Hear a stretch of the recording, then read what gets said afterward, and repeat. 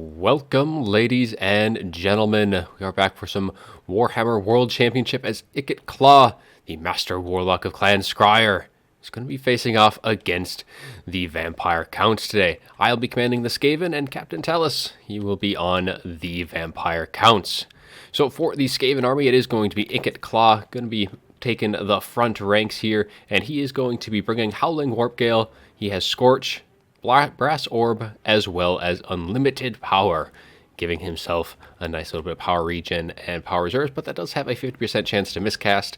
He's going to be flanked by a couple of Brood Horrors, and we have Ikit Zap Zap in the back line, and that is a nice little contact effect, which we are going to be making great use of, is going to be Zap. So it's for 10 seconds, it gets plus 10 ability recharge when it does make contact with opponents, so against the Vampire Count, it's going to be particularly helpful.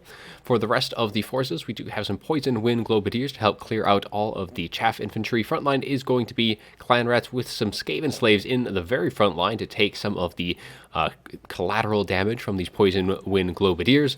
A couple of Clan Rats once the front line has fallen, and in the back line we do have the Pit Fighters of Hell's Deep with their Berserk. And we do have another Rat Ogre on the other flank to kind of protect that back line, get a few counter charges in through their own Clan Rat Spears. And we do have the Council Guard holding that back line.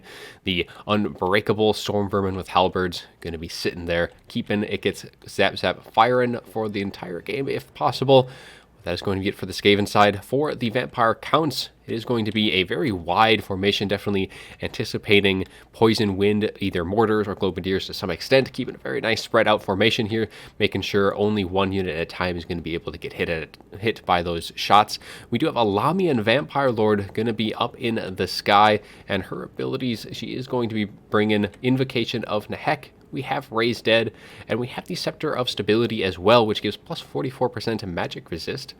We do also have a Lightning Reflex, giving speed and damage resistance on top of that, and she does have her Seduction, which is minus 24% speed and minus 24 melee attack in an AoE around her as well, which she's going to be trying to dodge some of those shots coming in early on.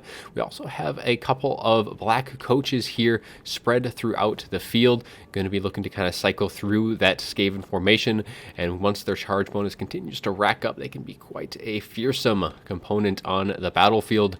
Otherwise, we do have double White Kings with their Scabscrath, going to be really wrecking through the very lightly armored infantry of the Skaven. And it is going to be Skeleton Spearmen in the secondary line, and it's going to be Graveguard sitting nice and safe in the rear, trying to, again, avoid either Ikit Zap Zap here, or specifically the Poison Wind Mortars, which are a fairly common pick in this regard.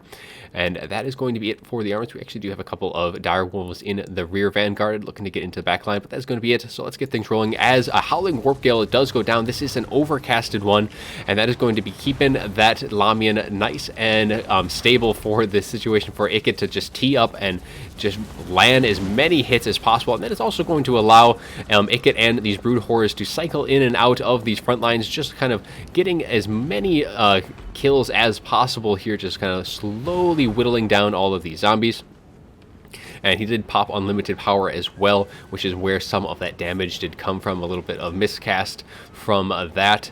But Ikit Zap Zap doing some decent damage so far, and that is, of course, giving that ability recharge there's a little bit of an extra penalty. So that is going to keep that Lamian from casting spells for at least a little bit longer, and then it is going to be trying to land more and more hits. And it is a 10-second cooldown on when it can apply that, but once it does land, it does slow things down for another 10 seconds. So there is a small window in which you can be able to cast spells, but it is quite an annoying thing, especially when the counts rely heavily on that ability there to just be casting spells. And we're going to have another Howling Warpgale, this time going down, and Ikit Zap Zap's going to be firing up this time, hitting that Lamian, and Ikit Zap Zap's going to be turning and firing, a little repositioning there on their units, but the shots once again going to be making good connection, and an Invocation of Nehek did go down, as well as the Scepter of Stability.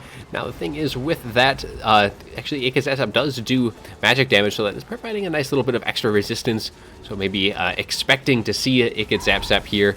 Definitely able to tank some of that damage a little bit, but that is going to be wasting quite a bit of magic early on in Invocation. the Lamian here, but man, she is taking a ton of damage early on, and as the shots just continue to connect one after another. The White King's actually kind of pulling forward a little bit here, but these Poison Wing Globadiers are off fire at will, so they're not going to be getting any unnecessary shots into single entities and hitting their own units there. Lamian does kind of jump down, but both of the Brood Horrors do kind of jump in response, as she's going to try and pull out here. One of the White Kings is going to try and come to her assistance. Looks like we're going to have a Brass Orb right in the middle of the Skeleton Spearmen. You're going to be slowing down that approach for as long as possible, as the rest of the units do kind of pull in and out, just kind of slowly. And once again, another Howling Warp Gale going to be going down, really just keeping that Lamian on lockdown. But we do have a little bit of pressure on the opposite line, as the Black Coaches are going to try and cycle in to the formation here, but these Rat Ogres are going to be on top of things, screening out these Black Coaches with their mass. And now the Poison Wing Globadier is going to be firing into the Skeleton Spearmen, doing some good work, going to be providing that Poison Wind effect over the duration. And man, Ikit Zap Zap just continuing to tee up on that Lamian, and is going to be allowing Ikit and the two Brood Horrors to kind of goon up on that White King there, knocking it down, doing some bit of good damage so far. And Ikit Claw, once again, using unlimited power, and unfortunately miscasting once again, as he's taking quite a bit of damage from just those miscasts. He hasn't been taking a whole lot of damage from the enemy. It's pretty much been all of his own design, but a beautiful breath attack, taking these Poison Wing Globadiers down to half health, going right down the line, as she's able to dodge more and more of those shots, but more are going to be connecting, and she is already going to be sitting at 50% health, and you can see that healing cap is already on that bar. But the front line is starting to waver a bit for the Skaven, as these Skaven Slave Spears are going to be breaking, and the Clan Rats are going to be forced to take that front line, and Scab's Wrath is going to be going right down the pipe here, taking a decent damage to those Skaven Slaves, trying to break that front line, and they are doing an excellent job at that, as they are going to be routing, and that is going to allow the Vampire Counts here to get into the Poison Wing Globadiers. And we do have a little bit of pressure in the form of the Dire Pack as well, getting on top of Ikit Claw, as the Lamian Lord does dive down as well. But the Council Guard going to be coming in support. They do have Guardian as well, going to be getting a little extra physical resist to Ikit Claw. And that elite Halberd unit going to be really plucking away at that Lamian itself. But a summon does go down on top of Ikit Zap Zap, going to be trying to shut that thing down, but we do have Skaven Slaves kind of coming in to try and deal with them as quickly as they can. But these Poison Wing Globadiers continuing just to lay into this formation here, slowly whittling things down. The zombies, the Sternsmen as well, taking a ton of damage from that Poison Wind, and the Brood Horrors now relentlessly pursuing both of these Black Coaches, trying to deal with them as quickly as they can to provide them, or to prevent them from causing too much more disruption. But Ikit does need to be a little bit careful now. He does cast another Howling Warp Gale, once again overcasted on top of the Lamian, keeping her locked down, just kind of keeping her away from him at this point, because he needs to be a little bit more careful than he was earlier on, taking quite a bit of damage. Now he is on his Doom Wheel, but once again he does pop unlimited power, and it does miscast, giving him a little bit extra more damage his way, as Brass Orb does go down into the zombies, just kind of keeping them away from the rest of the formation. And some more of the Grave Guard slowly starting to trickle in right now, as more and more of the Poison Wind are getting shut down to an extent. But again, these Brood Horrors just hounding the characters of the Vampire Counts here, as it is going to be getting on top of the White King. And Ikit Zap Zap just has been firing the entire match, and once again, Howling Warp Gale going to be keeping this Lamian Lord on lockdown. And Ikit Zap Zap once again making great connection, slowing down that timer, as a Scorch does go right through these zombies, kind of clearing them out, allowing these Clan Rat Spears to be able to kind of win in this engagement.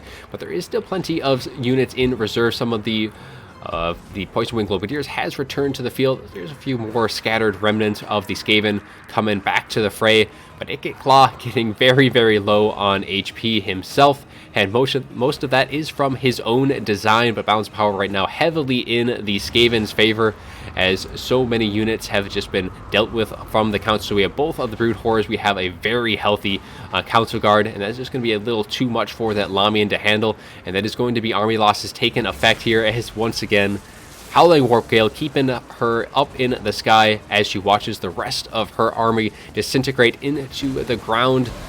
And Ikit Claw giving her a little send off, as she does plummet to the ground, and she will rise no more. So let's go into the after battle report here. Get a little rundown on how things went between the units. Ikit Zap Zap doing remarkable work, getting 3,200 overall. Just keeping that Lombian on lockdown, making her pretty much a non-factor in this engagement. That is a unit that costs almost 3 grand, potentially a little over with all of her abilities popped. And even the Scepter of Stability was not enough to keep that damage at bay, as Ikit Claw taking a ton of damage, but most of that was from his own miscasts. Lombian wasn't able to really get on top of him at all. He was able to get some decent damage himself with some Scorches, and of course he is on his Doom Wheel, so he's able to do quite well against infantry. For the rest of the forces, we do have the Brood Horrors.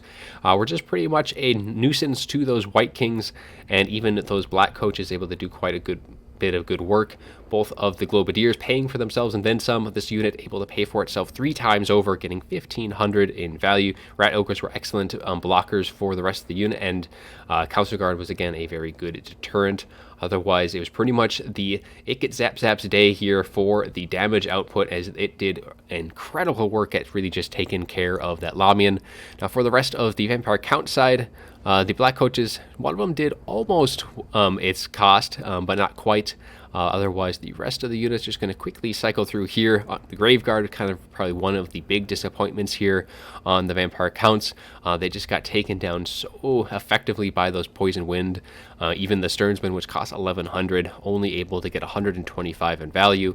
So very much a loss in terms of potential on that front. And then the White Kings here, not quite even able to pay for themselves. This one, they do cost like 663 when they do are on foot with Scab's Wraith only. So almost able to pay for itself, but again, most of it is for the chaff clearing. In this matchup, that damage output isn't going to be as high as you might see in some other ones where they can just really delete some expensive low armored units. But mostly you do bring the double White Kings for the Plague pack, which gives an AoE unit psychology for the Skaven. Most Skaven players are probably shying away from that, considering how easily they are taken out, but they're still very helpful in dealing with, even against Skaven slaves. Those Scab's Wraith do quite well, because it does break that front line and allows the rest of your units to get into the damage dealers, which is of course the Poison Wind and the artillery, which did remarkable today. But that's going to be all I have for you today. It was a fantastic match, and it was a very good series, as well as the I guess the second match of the series was casted yesterday. This was the first match of the group stage. It was the first series that I had played, and there should be plenty more Warhammer World Championship matches to be coming in the coming days. I'll be trying to branch out and kind of get you some more variations in terms of who's playing. I do have access to quite the supply of replays now that things are really kicking off in earnest. So you got some of that to look forward to. That is all I have for you today. Hope you enjoyed the video, and as always, have a good one.